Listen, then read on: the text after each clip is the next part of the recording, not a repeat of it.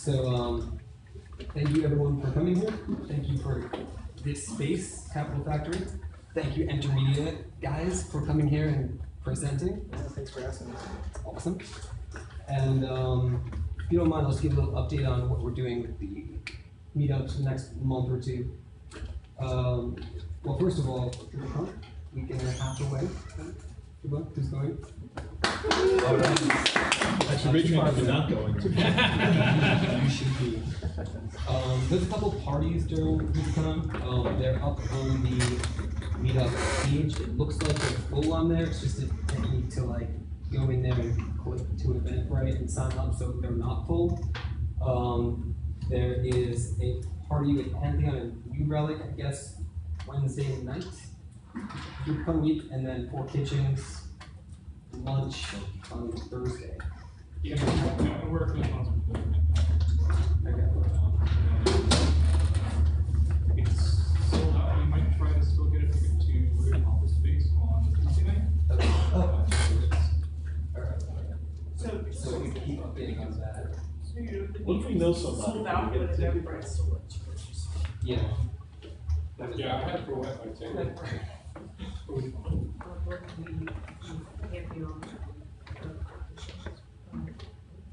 Oh, okay. Yeah. So the Pantheon one shouldn't be sold out at all. Okay. There's definitely should be space in that one. Okay. Yours said it was sold out, but Eventbrite still let it go. Yeah.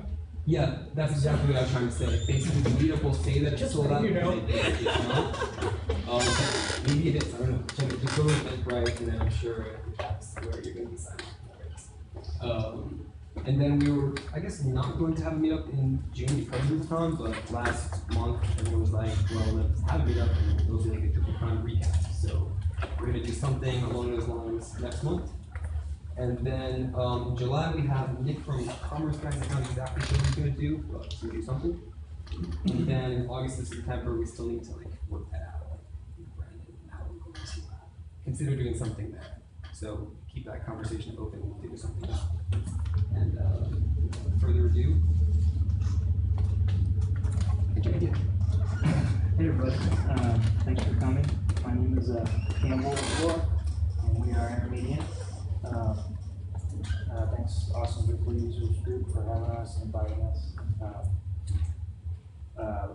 A couple of months ago, Ryan and Chris came back from one of the meetings here, and we were excited to hear that they had been invited to talk about Texas Monthly, and I was like, hey, that's great. I'll come to that. And then a couple of weeks ago, they said, so it's coming up, and you're moderating. So here I am. I've got a couple of jobs to do. And I'll just introduce myself. So I'll introduce Intermediate first. We're a company here in town. We've been in business since 2004. So we're coming up on our 10-year anniversary. Focused on web development. We've been developing in Drupal since probably 2008 or something like that. So, Dabbled in a little before that. Had paid for it.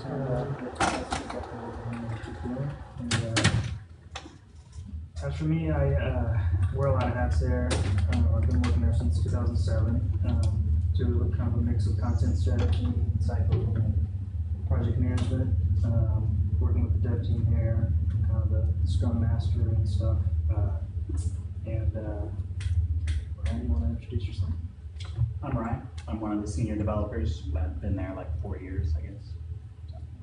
More than that. Yeah, almost 5. Time flies, right? Getting old too. Yeah, that's about all I got. But I'm Chris. I've been there 8 years now, 7 years, and part owner here and lead developer.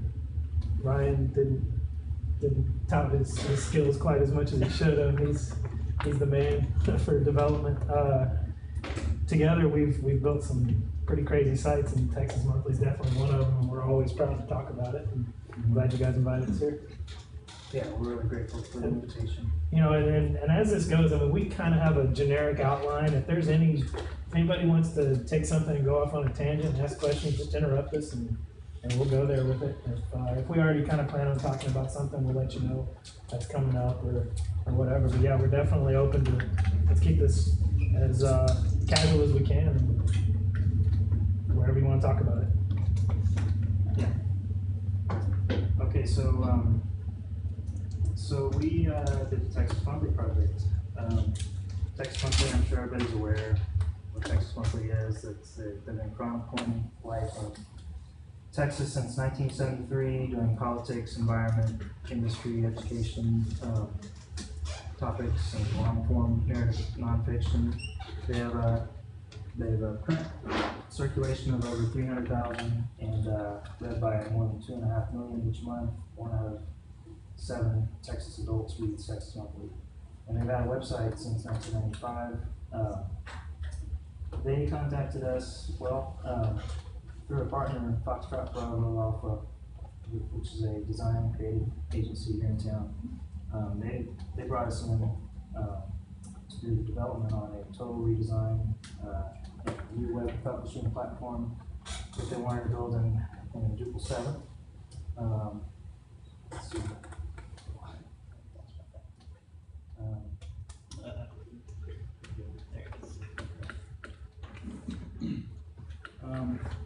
It's a big project, and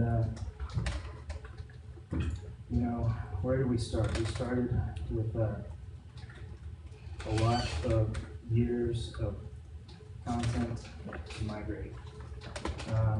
We have sort of 2 main overarching project goals: 40 years worth of articles and images across many different databases that we need to understand and divvy up and conquer, and then with that sort of in place, we need to create a daily publishing platform, content curation, ability to handle advertising, and great user experience.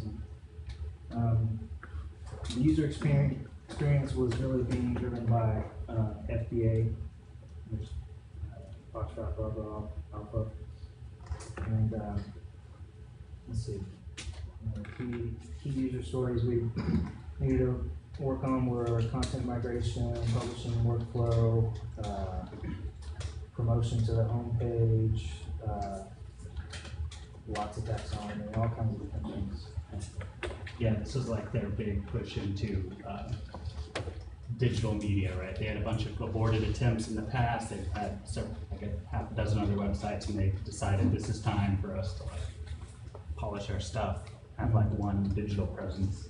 Yeah, they had several disparate sites that really they told us, we've got a content management system, we need to move it in, we need to consolidate all these sites we had, and we just had no clue what we were getting into at that point. I don't think in fact, I know they didn't really know what they had. They had some developers who had built what was easy for developers to manage content. It wasn't really a content management system where the lay user in their office was able to add content and was able to publish that content to a channel or to a term page or anything like that. It was literally, and we'll get into this in a minute, it was really disorganized from several different developers. And as we came on, their current IT guy, who was the one that had been building this content management system, was on his way out, and we were told, he's here for you to ask questions. He's wide open, and we're thinking, okay, he's on his way out, but he's wide open for our questions, and we'd send those questions, and they'd fall on deaf ears. So it was for us to discover where they had what sites, how their management was done, how the servers were set up, where their data was, where their images were served from. It was really going in blind, and that's where the fun started. And had they selected Drupal 7 already, or you helped steer them towards that? It had already been decided that Drupal was the content management system they wanted to use, and I think the guy that had been building that is the one that steered them towards that direction in the beginning. So they went, and I'm sure it's becoming more and more typical where we would so prefer for companies to come to the development company first. It's the old architectural theory, form follows functioned, but that's not the way a company like Texas Monthly thinks. They're thinking, we want this design. And when we came in, I think this might kick us off to the next one. Where we came in was they had already been engaged with Foxtrot FBA, Foxtrot Bravo Alpha, and they already had quite a few designs implemented without any knowledge of what Drupal can do or how Drupal works or any content management system for that matter. It was being designed before any functionality was considered. Yeah, that kind of leads us to our next slide, which is like, how do we have these different ideas of what development is, right? Like there wasn't anyone too technical on their side. There one technical person was leaving. Here we are, this very technical development company, and we're trying to communicate to this company that does print, you know, and so they think about print layout and print design and have very few conceptual understandings of what goes into like a content management system and dynamic design and things like that. And for that matter, the design company was the same. They were mostly a print design company who were moving into the web design industry. So they're very smart people. When we started communicating with the design company and telling them, you know, you're designing this perfectly pretty picture in Photoshop, and now what happens when it's opened on this mobile device or when the user has insane resolution on their screen? And they were, you know, we've worked with design companies where they're kind of like, we don't care, figure that out. But these guys were not like that. They really took what we were saying and took it to heart and went back to the drawing board and kind of changed designs a little bit for us. But you guys work with other organizations similar to what you were facing with Texas Monthly? And related to that is, had you ever read Texas Monthly? Absolutely. You guys are like everything. Yeah. I grew up in Houston. My grandfather was broadcasting director for the Houston Astros, so he was in Texas Monthly. We had every magazine. I grew up with it. Yes, absolutely. As for working with other companies like that, I would say most of the bigger sites that we had done up until then, it kind of followed the same pattern where they were midway through design and before they approached the development company. So yes, we were already practiced in that communication of, hold on, let's take a step back, let's understand, let's get functional working wireframes out there and let's design that. And this one was unique in that the design company understood that. And I think and we're going to get to that in a moment, the communication, our contact at Texas Monthly was brought in shortly after we were there, and he had experience with this already. So that is one thing that really made this project go smooth. I'd say of all the projects we've done, this one probably went the most smooth for a big project. I mean, of course, your business card and websites, those are going to get up and get out there easily, but this is probably, because of that communication with our technical contact over there, that's what caused it to go so quickly. That's what was good though. It was almost like communication was floundering until their side had brought in a technical contact, someone to more or less consult for them on technical matters. And that was Sam Martin.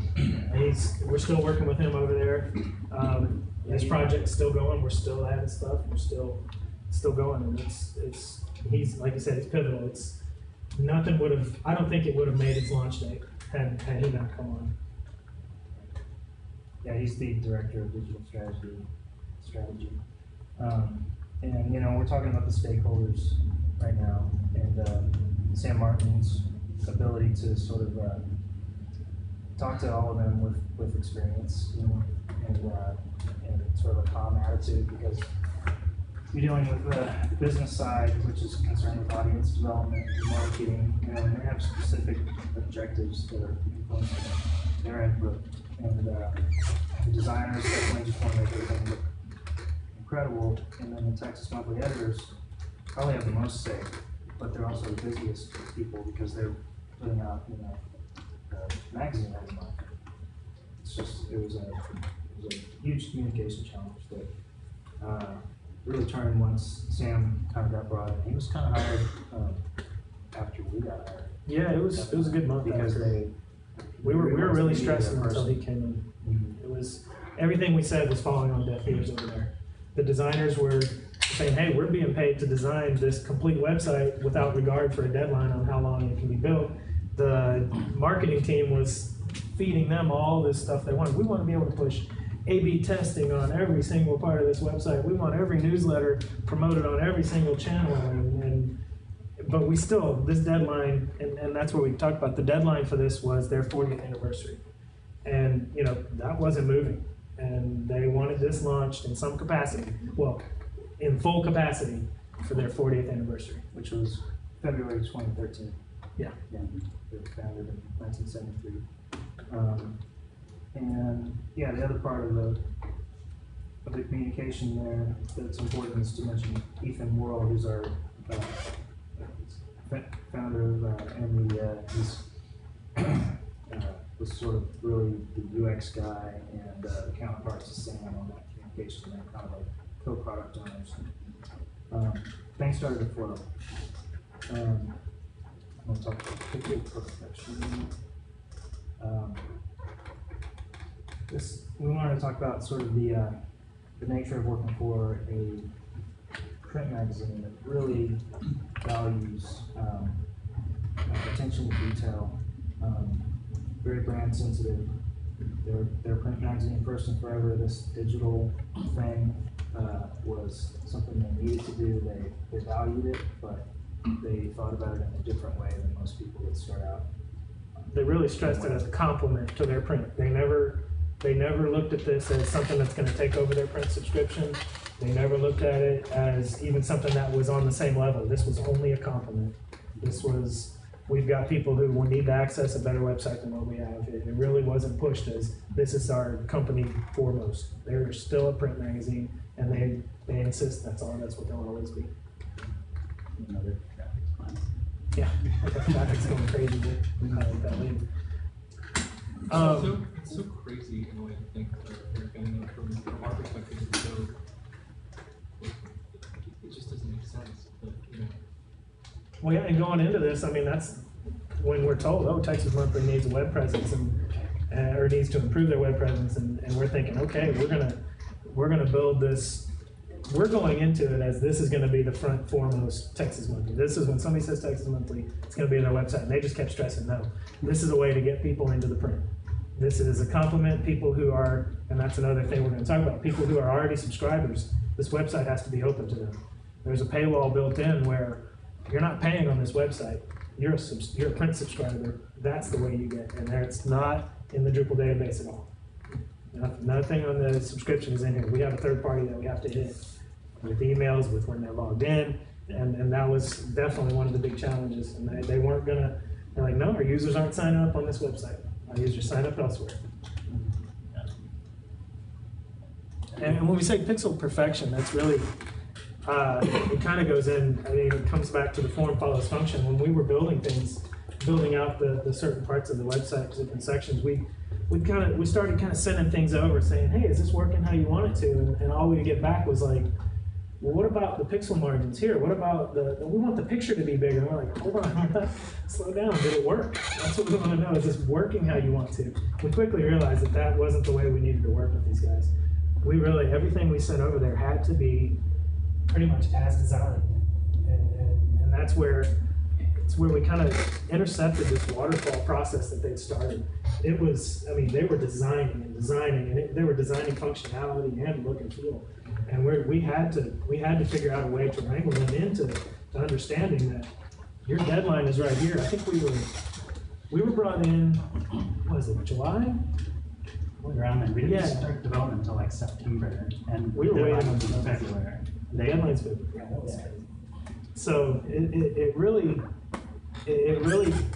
changed the way we worked, and we had to change the way they worked in order to make this meet their deadline. And that meant making them understand that, you know, this is what you want, but the reality is your deadline is right here, and there's only so many hours that so many people can work, and you haven't even finished the designs yet. They want us to start working, and we haven't seen all the designs. Now, who wants to, any of you started a website without seeing all of it? You know, you're gonna do we work with panels, you're gonna do your panels layouts. Do you wanna have an individual panel layout, or do you wanna see everything and be able to say, okay, this one's gonna work for that one with a few minor changes and adjustments?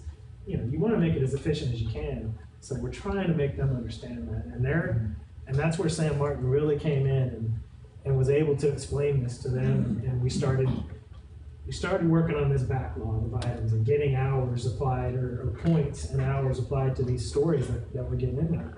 And they started to understand that, okay, some things might not be so important for this launch. Like, for instance, one of the biggest things that slipped into the backlog was responsive. And if any of you work with developing responsive websites, it's not something that's just baked in, especially when you've got something as design intensive as this website. What images scale, what goes away at what breakpoint, what goes where. They hadn't even considered any of that. So once we started kind of showing them that, they understood, okay, some things are going to have to slip to the website. And then that's where phase 2, phase 3, phase 4, and here we are. Couldn't count how many phases, we're still working on it.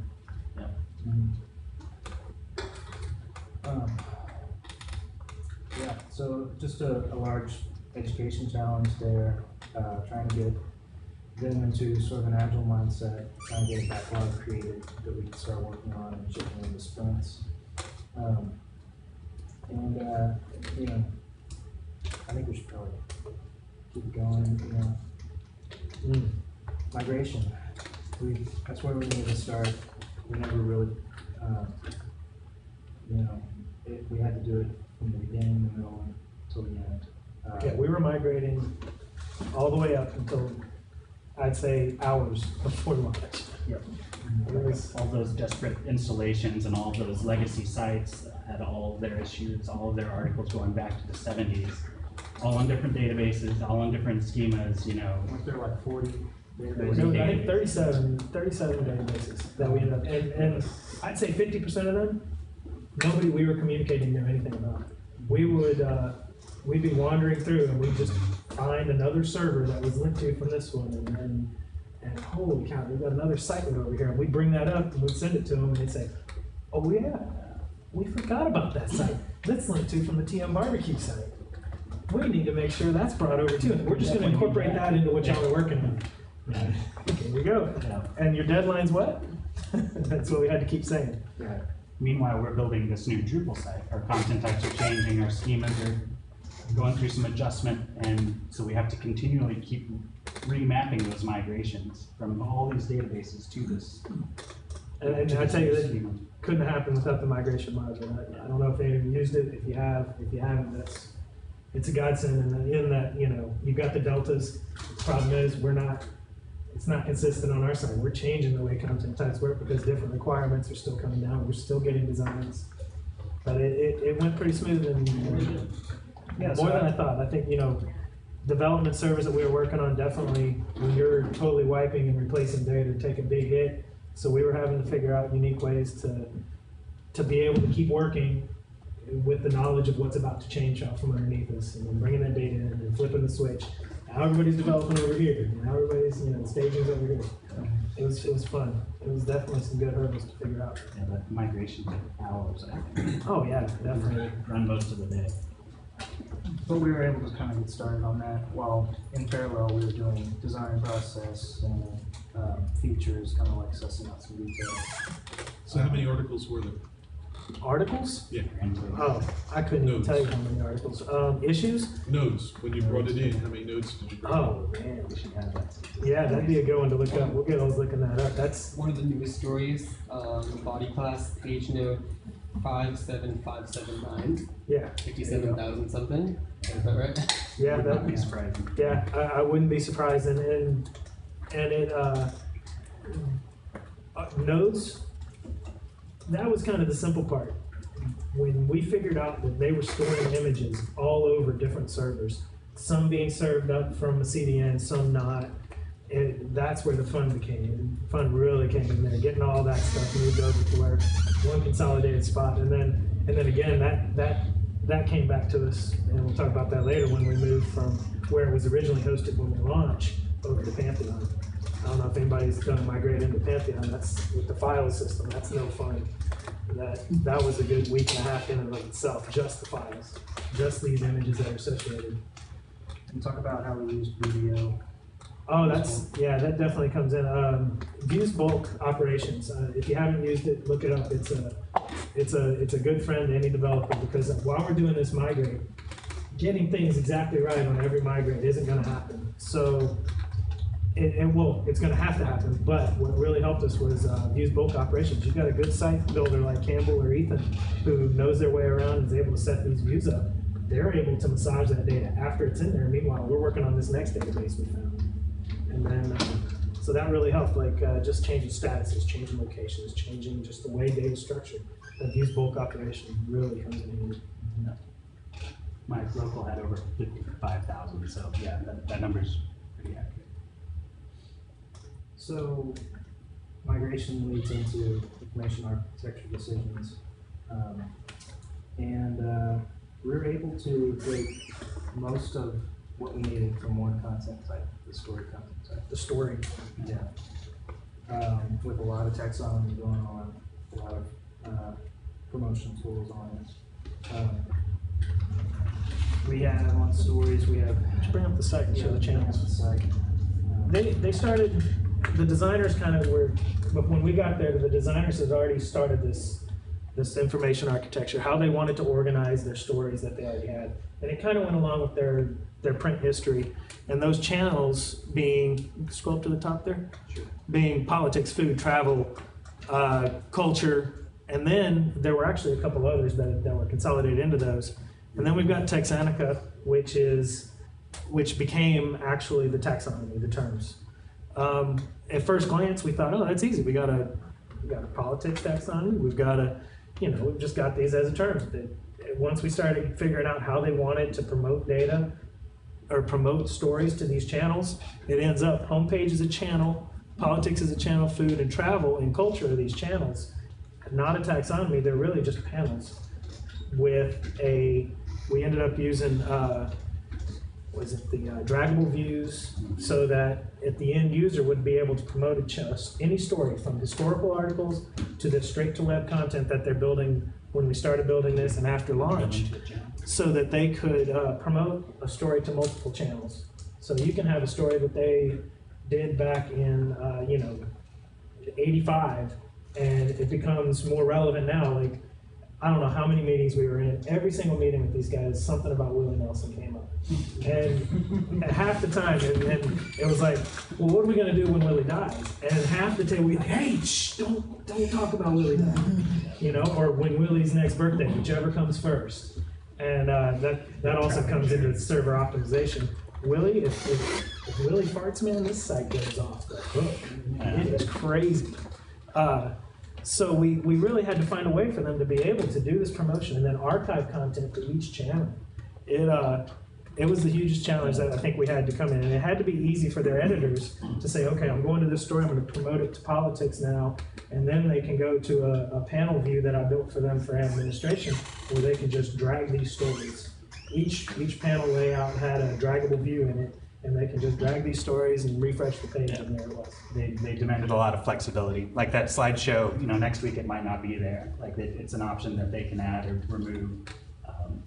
There's another kind of promotional grid, hover fancy thing. What is that thing called? Like a feature board? Feature board. Mm-hmm. So and you can if add y'all that. use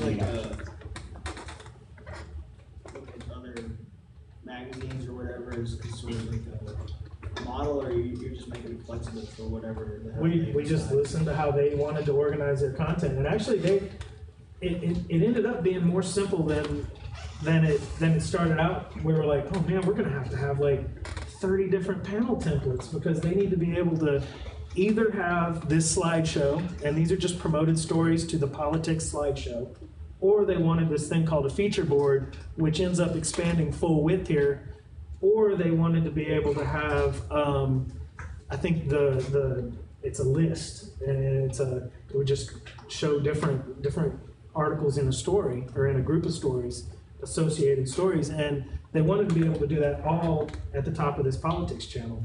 So we realized, okay, well, why don't we just, over any channel, and all the channels. So we took a step back, and I realized, well, why don't we just put that control in their hands? So it's not they want this or that. If they so want, they can have all of them at one time. They could have a feature board, a slideshow, a story listing, and all of this is just through the ability for them to be more knowledgeable with the panel's layout and go in there and hide and display panes on here. I think that segues into our next point. Like, it would have been impossible without panels. Like, we just couldn't have done it without panels. To further, I guess, note on your question, I know the designers looked at other web presences for magazines, but there was very little consultation on the development side on how other people had built magazines or were managing them. So, like Chris said, a lot of this was just discovery on our part. I was just sitting in meetings with them, and their office has an incredible view of the Capitol. They got a perfect office over there off Congress. And just sitting there in the meetings and just really kind of grilling them on, well, how do you want to manage those stories? And just really going back to our office that day and figuring it out. And it would get more and more complex, and then it would just get more and more simple. And then we kind of do a prototype and figure it out. And we couldn't just send that prototype over because that was too ugly. You had to pretty it up and then send it over there. And I don't know if you guys have had this experience. You build a lot of functionality into a website and then the user never uses it. They'll just use it like very bare bones. But these guys were a very nice exception to that rule. They have all of this flexibility and they very much do use it. Yeah. Like, from day to day, you could look at that politics channel tomorrow and it might have a huge feature board up there. They haven't published more articles, but something might be relevant in the news, and they find that they've got, like the feature board, for instance, I don't think they have anything. The homepage might have one, and that feature board is the most flexible thing they really wanted. They wanted the ability to have either 7 with one major, and then 1, 2, 3, 4, 5, 6. One major article, 2 below, and then 3 beside it. All tiles clickable through to stories. Or they wanted just a full screen. And we ended up managing, okay, if it's there, it's not. If it is, you have all of them. And then in mobile, that just ends up clicking out to just a strip of stories, because it doesn't make sense to have all of that. That definitely built in the most flexibility into that one. And that was probably the most fun part to build on this. And that was one of the ones where I sat in the meeting with them and I was like, don't even look over, that's crazy what you're asking for. That's not possible what you're asking for. And it ended up panels. Panels did it for us. Yeah, and they can schedule feature boards too. Yeah, it's all time-based, so they can, everything in here, stories, the books, which we'll talk about, they're actually lists we used, or lists, and we actually used the books content type and module. It can all be associated either what they call straight to web or as part of an issue. So you can, when they write these articles or import them, they could be associated with an issue or have their own date to go live. So when an issue goes live, if that's there, then the articles show up. And if an article has its own date, it overrides it and it comes out ahead of time. And that was a big thing for them to be able to do that, because everything has to be associated, not everything has to be associated with an issue, but everything has to have a live date. So do they have capabilities to state like user changes to the panel pages as well? Or They can. We don't. Well, we're using Pantheon now, so they have the dev staging and live instances, so they can stage things there. And we do have permission set for roles that can see articles ahead of time. So the editor role, for instance, it doesn't matter for a date, so they can preview what they're ordered. Like, for instance, when they go in and they set the order for each one of these articles that's promoted to a channel and which column it's promoted to, they can preview that before the live date. Before the live date, Yeah. But then when the live date comes, they need to redeploy. Like, Well, no, it'll actually be there, and they can set an expire date essentially for these two. Oh, on the other content. So Yes. the content replaces itself, and as long as there isn't layout change, it'll always kind of Correct. work itself out. Yep. And that was, if you scroll to the bottom here, Campbell, one of the biggest things when we first saw this was scroll up just a little so you can see the bottom of these articles. We're like, the designs had every article finishing just perfect right at the bottom. And we told them, we're talking dynamic content here. Your stories are going to have the summaries that are promoted here. And they agreed completely that as long as we have control, that this isn't just what's in the article, we can actually either use the summary that's pulled from the body content or write our own promoted content, then we can adjust those heights. Each one of these tiles, they have the ability, when you promote a story to a channel, you can promote it to either column, and you have several different promote states, which is image only, quote only from the story, image with title, title with body, just body. They have complete control over what fields they want to show in each one of these promoted tiles. Including sponsored content. So they have a lot of third-party sponsors that may sponsor an article, and those will be rendered differently with an ad for that given sponsor. And of course, these designers designed that with a different font, with a different layout, and a different color for each tile. So, When they do, yeah, you'll see Paris there. That's a promoted one. And lower green. when they arrange their content on the landing pages and stuff, like how big is that something that is like one guy that's doing that, or is it is it all the editors kind of like one editor per? I'm really not sure. One of those, or like how do they? I think initially they envisioned a big team doing this, but from my understanding, it's just a couple of them that really kind of manages the site. I think it's a small team that is their daily publishing team. And that kind of leads us to the publishing workflow.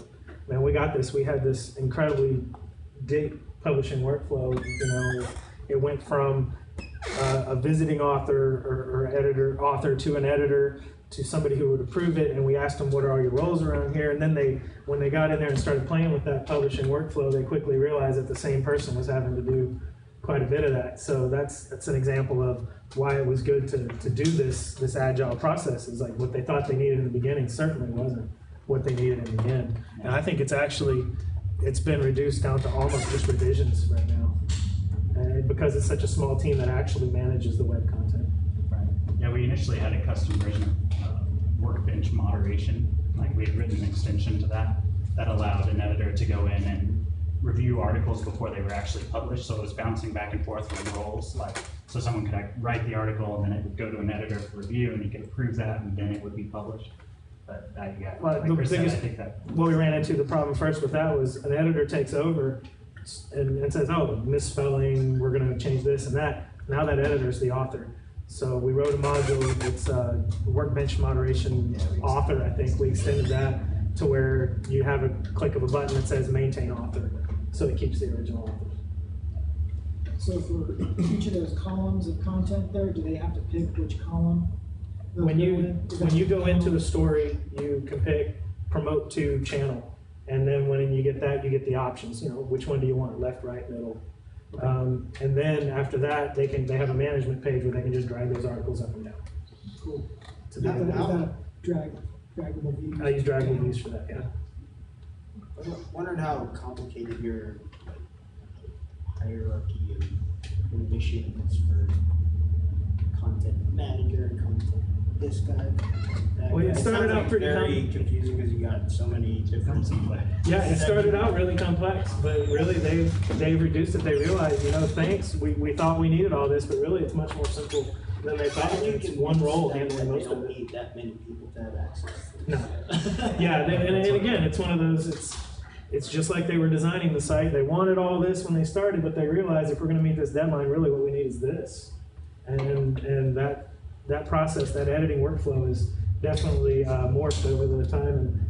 And we've even removed the workbench moderation because they realized that the people that, other than the author, in a lot of cases, and I think Jake Silverstein has moved on to New York Times Magazine, hasn't he? right. He was the one writing a lot of these articles and editing and setting the live date. Was it more just building it for them and letting them work with it and realize, oh, that's not really what we need? And then after they realized, oh, we don't need that complicated, then say, well, we can build you something simpler. It's going to be quicker to. Yeah, and it was kind of, why didn't you tell us this in the beginning, man? You could have saved yourself a lot of time and money because that's just baked in Drupal. Revision. Here we go. Yeah, these were alien concepts to them in a lot of cases. So until they really started using them, they didn't know what they needed in some cases. So in the future, how would you stop that misunderstanding from happening? Would you? You know, that I think the best approach is the one that we would have preferred to take, where you build a working wireframe for them and send it over there. And say, hey, is this working for you? And that's how we built it in the first place. But then we started doing that, and we just got design feedback. So it really came down, they kind of shot themselves in the foot on that one. But they understand it. It's like, hey, we asked for it, we know. but now it's not working for us. Let's revert back. Let's figure out a better way. They couldn't get past the way it was. Exactly. And like that's that pixel perfection. These guys are a print magazine first. That's what they've done all along. So Yeah, they had spent a lot of time and effort crunching on design and the kind of functionality they wanted before they ever even contacted us. And so they came in with a lot of preconceived ideas, you know. I think to avoid it, we would have liked to have been involved in much sooner. yeah, and I think that's one of the best. We intercepted that waterfall, and it was, we were already working on this when designs were being sent straight to, they were being sent straight to Texas Monthly and being approved by the Texas Monthly people and being approved by MS, which is the owning company. And then once that's done, you know, a change to that is crazy. And we're getting things that's like, this isn't going to work. There's no way. You know, like this, the 3-column layout, the first designs they had were pretty ridiculous. It wasn't going to work for any type of responsive workflow or anything. And I think a big change came when we convinced the design company, hey, work with us and let's get this to a more workable state, a more Drupal friendly, a more developer, you know, we can build that and we can tell you that's 1 to 4 hours, or, you know, that's 20 hours, we can do that. Before, it was just some nebulous, throw the dart at the dartboard, we think we can do that, but we can't tell you, you know, that's 2 hours or that's 50 hours. We don't know until we get in and dig in. So I think both sides appreciated it, both us and the design company and Texas Monthly, when we started working with the designers more directly before it was handed off over there. And even when the tweaks came back, we were involved in that conversation. It's like, well, how about if we move this here and that there and change the design to this? And that's fine, because we were already at a state that we felt pretty comfortable with what they wanted for that section or that implementation. Should we talk about some of the other panels? The content channels we've been talking about are definitely the most flexible and probably the most complex out of everything, but the Texicana, or whatever it is. The Texanica? Texanica? I think it's their play on Encyclopedia Britannica. They call it Texanica. These are all topics. Yeah, This is where we use Texanica. Yeah, so again, they have some control on like what's promoted here, but then instead of promoting an actual story, they're promoting a piece of a taxonomy term. Yeah, and so below that, it'll collect all of the articles that have been tagged with that, and just kind of a different way to categorize their content. And then again, issues I think are completely automated. Like, Yeah, issues, by issue. Yeah. and that's the archive, I think, up there. So they're promoting the sorting and arrangement. So the previous page, they were promoting the actual taxonomy terms. It's just all like, oh, something's happening with Willie Nelson. Let's promote Willie Nelson, and he'll show up on this page. And then a user can click through and see all articles tagged or something. And you just use the word taxonomy? Yes. Yeah, with panels layout to show them. I think on this one, we're using a combination of, what's the, masonry with node weight maybe? Was it node weight or was it node cube? Yeah. Combination of masonry with node cube so they can reorder on this one. It was much more simple than the way they want to do stories. It made sense to use that here. And then the archives there is actually just each article, each magazine. Most of these were just imported straight over, and this was the case where we had some were this big images and some were thumbnails. Some were it was pretty crazy with the difference in the images that we were bringing over from 3 different servers and 5 different archive databases they had.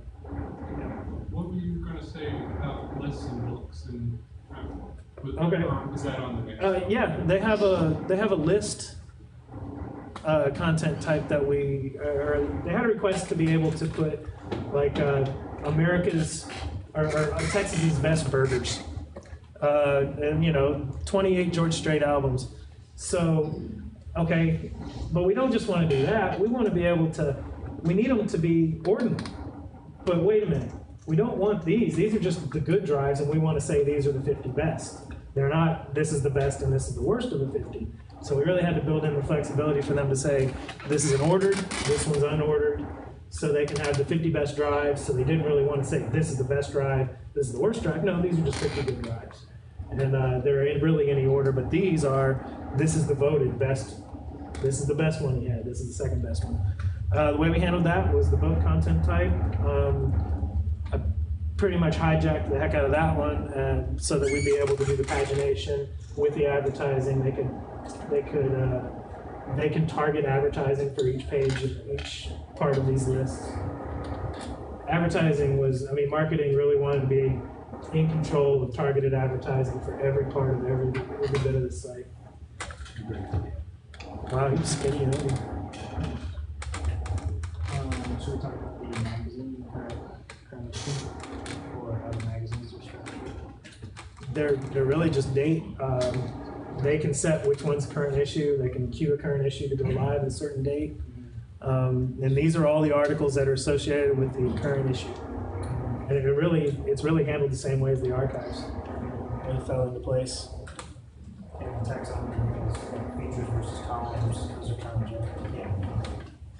Is the barbecue site and barbecue and mobile app, is that Drupal also? The mobile is not, the TM barbecue is. And that was something that, here we go, we were really in the testing, getting this thing wrapped up, and that was one of the things they realized, you know, we need to update the TM barbecue to Drupal too, and get that live with this launch. Is that a separate site? It's a separate site, yeah. Yeah, and it had totally different requirements and a totally different team. Oh, really? Yeah, we were dealing, other than the top most echelon of people we were dealing with, that was a completely different set of areas and everything. So here we have a whole different set of requirements and people that we were communicating with to get it. Basically just. Yeah, and the timeline didn't move. But that is one where they agreed to push some things off. I think that when that came up was when they decided that it really wasn't smart to try to cram in responsive with the launch. So. And we're running out of time, so we probably ought to move on. Yeah, I think the Can We Have It All was. We have it all. So the reality is some scope, time, and budget. We're pushing really hard on our work, and really we're hoping to get them satisfied. And the editor published a blog saying, Well, first we had this 2 to 3 week span of, you know, there wasn't a certain date that they went live back in 40 years ago. So we were telling them, they were saying, we want it somewhere in the first half of February. And then Jake Silverstein posts this blog saying the new website is coming on a certain date. yeah, February 1, we'll be live with our new website. That was less than a week. It was a fun one to read. And, This was like November at the time. Yeah, maybe the end of December. But by that time, we had the relationship. We had done a lot of education with the client, and we had this estimate process where, you know, we could just tell them this is not going to work. We're never going to be able to finish this. So they had to make some hard decisions and push things into sort of a post-launch bucket. And you know, another funny thing was they delivered final designs in November, and that's kind of late in the game. Yeah, we didn't have all the designs. In fact, we didn't. That last push on designs was probably 60% of the designs and the layouts that we were seeing, and we weren't seeing them until November with the February 1 launch date. Yeah, it's the flashbacks. Yeah. So we tried to keep everything as simple as possible until we needed to really put a fine point on it, and that's where the agile process really helped us. You know, there was a dividing line between what made it to launch and what would come soon after, and responsive was one of those things. Yeah, responsive was one of the things we really had to convince them that, you know, that is such a time consuming, and we really can't do that until everything's here. Especially when we weren't getting the designs and we didn't know how things were going to be implemented yet. We might have another panels layout that we were going to have to build, and so they really understood that. And thanks to Sam Martin, I think, the fact that he had done this before, he was able to communicate that to them in a way that the editor, that this magazine language would understand. And I think it wasn't a week. No, it was almost a month after that we got started on the responsive. I tackled that at the same time that we had it hosted at, we have servers at Liquid Web, and if you haven't used those guys, they're incredible. We manage our own servers over there, and we built one, fine-tuned it for this site, and then Willie decided he was going to throw out his braided equal sign with the joints, and one was braided, one was joint, and they linked to that through their social marketing and all that, and that, talk about a spike. You would not believe what that server went through. And I sat there and watched everything that I put, and it didn't crash, and I took off my shirt and did a victory lap, just slid on my knees, but it quickly became evident that we aren't hosting company. We can handle this, but we need to be working on this stuff, not babysitting this server every time, Willie talks about something or does something. And really it is Willie. If Willie does something, Texas Monthly goes crazy. So the decision was made that, and it was research on our part, research on Texas Monthly side, communication to Pantheon, that we were going to move to Pantheon. So post-launch was Oles doing everything for the migration over there, and me doing everything for responsive. And hats off to Ian over there at 4K. Aurora was our best friend. We knew going into this that we were going to go responsive eventually, so we really laid the groundwork. It wasn't like we were going back and reworking everything. It was just we were adding those breakpoints, and quite a bit of content had to be hidden or displayed depending on what widths you are, just because of the disparate ways that it needed to be displayed. That was probably the craziest responsive I've ever done. But that was one extended sprint that all went live with the rollover to Pantheon. So it wasn't, he was working with everything, I was working my stuff into what he was doing to get that migration process done, and then it flipped over, and I haven't had to mess with hosting for Texas Monthly, and my hair stopped turning gray. It didn't change back then. It was pretty challenging to move a site that size to Pantheon, but they were there for the long haul, and we got through it. And Pantheon was really helpful with that. Pantheon's certainly not the best workflow. And that's kind of one thing that we keep running into with them, where it's like, hey, let's work on this and let's do this. And we've got it in the test area, and we're waiting for them to test it, but then all of a sudden this fire comes up, and they're like, we need this push live. And we're like, well, you gotta prove this other thing if you want that live too, because it's all going up the stream together. Yeah, the multi-dev stuff? It's actually become a lot better since then. When we pushed this live, we didn't. Multi-dev wasn't there yet. Yeah, it wasn't there. Yeah, like that problem is, it's very much it's going or it's not. Yeah. And yeah, so we really standardize on that being just like this sort of using a multi-dev as like a staging branch. Yeah, we're definitely doing that with anything we have hosted there. We actually almost never use technical tests. It's that dev is kind of like what's going to be up, and then that's dev. And then yeah. it's kind of the same. Yeah, we kind of skip dev is what we do, because they're used to having that test. They like that test in the URL. That's pretty much what it is. So we kind of just skip the dev. We just do it. We just roll it straight into the test. There were some weird issues with the files import was many gigabytes and deep directory structures, and there were some pretty big issues with that. And you wouldn't know until it was a 4-hour process, and you wouldn't know until like the end of it. Nope.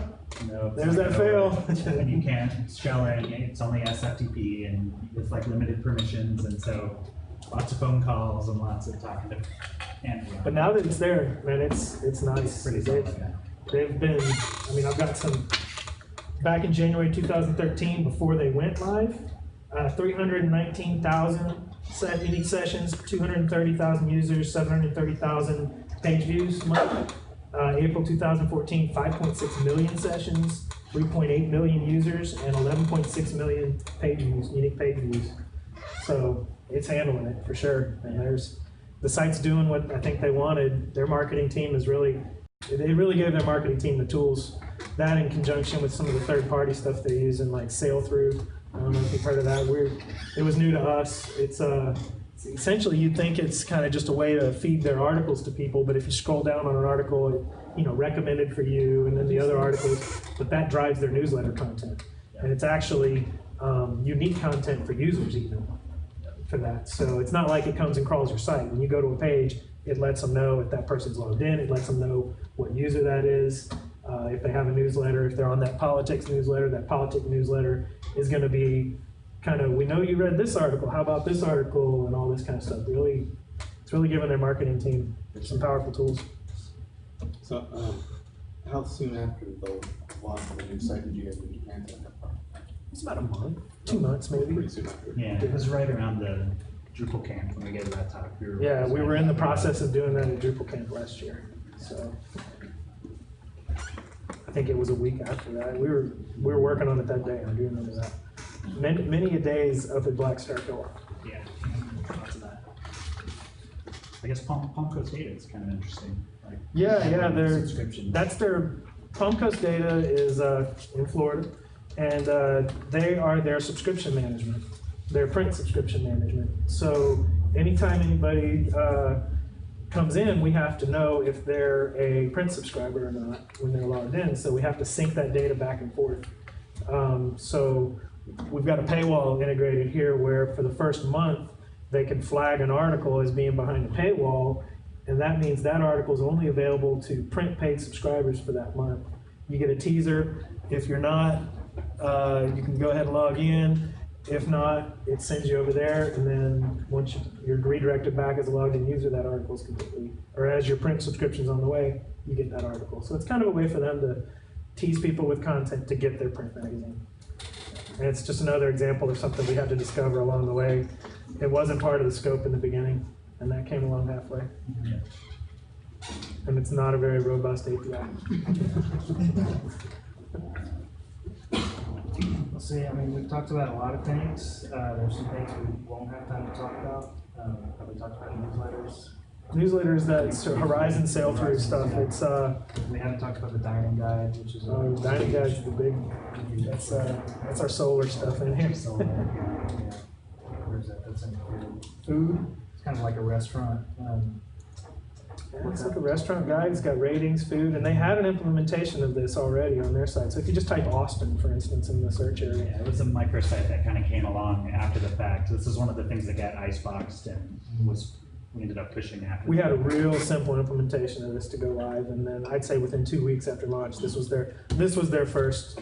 This was the most important thing that got iceboxed, and it was within a week or two. We were almost there for launch, but just not quite. Yeah. So it's a pretty tricky. I know we had to do a lot of changing for the way the solar module worked, and their solar views and everything. Fun stuff though. Yeah, I think we could talk about this all night. Yeah. Well, you mentioned newsletter. What special did you do for a newsletter? Their newsletters are managed through the third party. It's managed through the Horizon the sale through Horizon, which is if you're signing in, they have a good API. They do, and we're actually about to be working on that again. When you go to sign up for, whether you're logged into this site or not, when you go to register, sign in for one of their newsletters, we hit that API with your email, and we have to find out if you're already subscribed, and we kind of have to loop through and not unsubscribe you from the existing just because it's not checked on the form. And the newsletter content is driven by them spidering and knowing your path through the website. So they have, essentially the newsletter is geared to the person that it's sent to, if they know who you are. If not, if they don't have that session information, then it's just the generic politics newsletter, for instance, that you get. And I think they have a total of, go to the newsletter page there. It's linked at the top. They have like 6 or 7. Top left above the buckle. So yeah, what's that? 1, 2, 3, 4, 5, 6, 7, 8, 9 newsletters, and we already know this guy's subscribed to the Eat Like a Texan. Campbell's been enjoying his Eat Like a Texan newsletter. That's one little kind of bit of Texas Monthly info is that the news last year's barbecue edition, it's crazy how many people just get that edition. They'll sign up just for that. Last year's, every one of the names on that was all, in the Texas Monthly, was all done with barbecue sauce. Yeah. So, That was a fun. yeah. Yeah, we went to great lengths to deliver this site, but it was really an honor to work on such an iconic magazine. And yeah, I can't believe we did it. And we, I can't believe we did it in the time we did it and what we pushed out. And it's still going. That's the good thing. I mean, there's a lot of times where you tell these clients that, you know, your budget's here and your timeline's here and the communication just doesn't go well, but you know, you get it out and then you don't hear from them again because they don't understand that. And then you kind of write it off as like, yeah, they didn't understand that and they weren't going to hear us. But this is one where, you know, the communication went right. They understood. They understood that things were going to have to slip, but we will get to it. And we're still, you know, yeah, like I said, we're working on getting a full sprint set up for pop-up newsletters, but non-invasive pop-ups. That's the important part. With A to B testing. So, you know, I think we should try to wrap it up. But we have time for questions. Is that slider on the bottom that is the click-through thing, is that a third party or is that part of Drupal? Which one? Like the 4 that came out, or the thing that comes out slides at the bottom? That's the sail through. That's the newsletter. That's the sail through Horizon. That's the one that drives the newsletters. Yeah, is that part of Drupal or a module inside of Drupal? No, I kind of write just some custom thing that calls it. It's mostly external. The positioning and the behavior and everything is handled by them. We just had to work it into our layout and the behavior of it. Okay. Yeah. Two quick questions. One, ad management on the site. How's that? Excuse me? Ads managed on site. Yeah, all the ads and everything are all managed externally, but we do have the. There was a module already written that we had to take over and change. I'm trying to remember what the name of the advertising are. I don't remember now, but yeah, it is. There was a module already written that allowed for it, but it did not work. And I think it had fallen by the wayside from D6. In the service that you're using? I can't remember what it is. I can look it up here. And the second question would be, you said that the work came to you through an agency, and they were using a waterfall process. So kind of can you talk a little bit about how that your team and staffing changed from when you first engaged in the project to where you are? Yeah, I'd say they didn't know they were doing waterfall. They didn't know there was. I don't think they knew there was a terminology, but the way it was going was they approached FBA, Foxtrot Bravo Alpha, a real good design company here in town. One of the guys there was friends with an employee of ours, and they ended up posting an ad. I think they had been through this design process for a few months working with them, you know, this information architecture, how they were going to lay it out, the look and feel. And then they said, it's probably about time we maybe want to start talking to a development company to see if this is possible. And they put an ad out. I think it might have been in the Drupal boards. And our guy saw it and contacted. He was like, hey, you know we exist. And they're like, yeah, let's talk. And it just went from there. As for the waterfall process, you know, like I said, they didn't know they were doing that. They didn't know of any other way. I mean, when you're something who's so brand oriented as they are, they were just worried about how it was going to look and feel. Yeah. They did not care. And I think the change in staffing, we didn't have any change on our end until the very end. I brought on a friend of mine that I had employed at my previous company to come in and help us with this last minute theming. Like all the fine details of, you know, pixel margins and some font spacing and all that kind of stuff. Other than that, we didn't need to bring on. At the time, we had a 4-man dev team, you know, at certain times. Yeah, I think that's what allowed us to maintain some of our other clients at the same time. Yeah. But the main thing was the communication with them and getting them on board with the idea of, you know, let's divide this into chunks so that you can see that each chunk has its own amount of work applied to it, and you can prioritize that.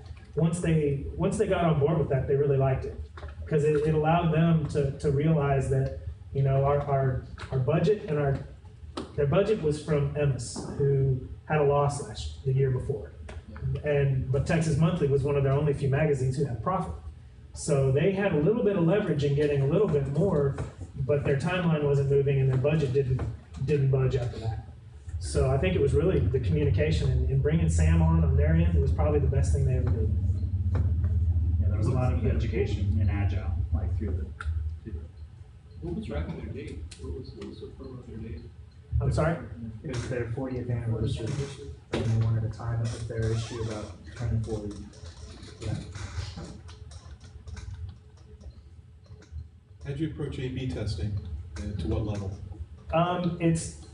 It's not going right now. Where they're wanting it now is with their pop-up ads that they're trying to, and it's not pop-up ads, it's their newsletter registration. And they're wanting to do that, and we're still talking about all that. You know, we've kind of looked at some third party. We're looking at how we could integrate. We're looking at letting them control. I think when they say A/B testing, I don't think it's kind of a mix over there where we've got some people that understand exactly what A/B testing is, and there's some people that just say, no, we just want to air this one for a week and then do this one for a week. So we're kind of, if that's what you want, you put them live, you govern which channel they show up on and all that. That's kind of where we are right now. We're in the talks for that. As far as the ads go, if you look through the module list, no? Our module list. Yeah, there's a lot of modules in here. But yeah, you can definitely pass on to Ian that we're still singing his praises for Aurora and his work with Compass on that. Because it made that. Huh? Yeah. EFP. What's it stand for? I don't know. We wrote the integration for that, but so long ago. Yeah, double click for publishers is the ad. So DFP. And again, there was a module. It's actually Google. Yeah. Google. Yeah. So they're doing all the full page ads, the sidebar, the top, the bottom, and we did quite a bit of stuff to get that integrated with the layout and the template and everything. And there's so much going on here with these slide outs and Z indexes and everything. It's fun to manage. So when people like sign in because they have a subscription, are they authenticated Drupal users? Yeah.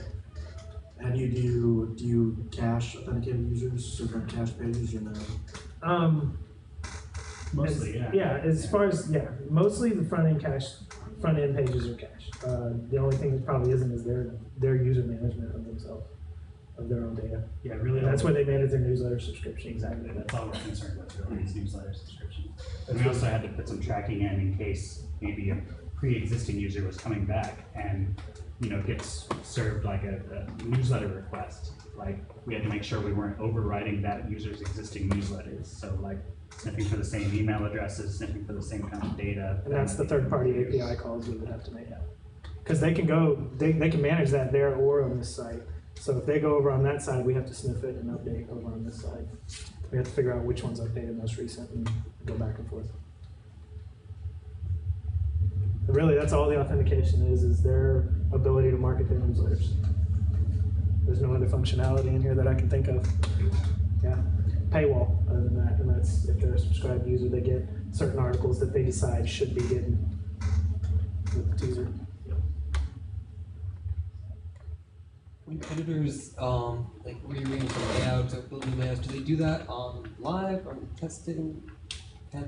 Well, that's where the editors themselves can see articles ahead of time, so they can essentially mock up an article for. I'm trying to remember how I did that. They can essentially mock up a live date for these as if it's now, and they can mock up for other live dates as if they're in the past. So they would see what it's going to be once those dates get there. Have you guys played around with SPS at all? Pardon? Is that preview system module? Is that one like Jira was producing? Like the guy who wrote Organic Groups? I saw him put out something that looks. Maybe. I don't know who that is. Yeah. We're just getting started using it, and it seems like an interesting solution to that problem. What was it I called? think we kind of do this. Site preview system? Preview system. Yeah, definitely check that out. Retrofitting might be fun. But again, I mean, you know, there's 50 different ways to build everything in there. And there's some things that I'd like to go back and revisit and kind of retrofit and make better. But they seem, I mean, they're really managing the layout better than we expected. Like you said, you got so many sites you build where you build all this cool functionality in it, and then they call you to make updates, and you're like, we built that. We don't mind charging you to go do the updates that we built the functionality for you to go do. These guys, they manage it. They really took hold of it and ran. Really smart guys with lots of great content and great images. Really make it awesome to have focus sites. So kind of I keep coming back to it, and I'm like, wow, this is very interesting. It's kind of cool when I'm, you know, looking at your Facebook feed and people you haven't talked to in years are posting stuff to your site, you know, the site you built. It's cool stuff. Any other questions? How happy are they? They're very happy. They're still using it. And we've done quite a bit since then, even with the TM Barbecue, with another site with this, and there's still, you know, the roadmap for this is still, we can still see, can't see the end of it, so that's good. Even though Jake has left over there, you know, he's kind of passed the torch, and they're still embracing it and still coming. They still have plans, as far as we know. All kinds of credit to these two guys and Ethan, who's not here. They really architected this site. So. Thanks, David. And Campbell, the site builder, from the master site builder. It's fun building, you know, being able to build the tools for somebody, and him being able to say, hey, how about if we do it this way, you know, and we're able to kick in there and do it. I think he's going to be a developer before long. Build his own stuff. I'm going to go into moderation. Okay. Any other questions? Yeah, well, thanks for having us out. And if you have, go to that last slide.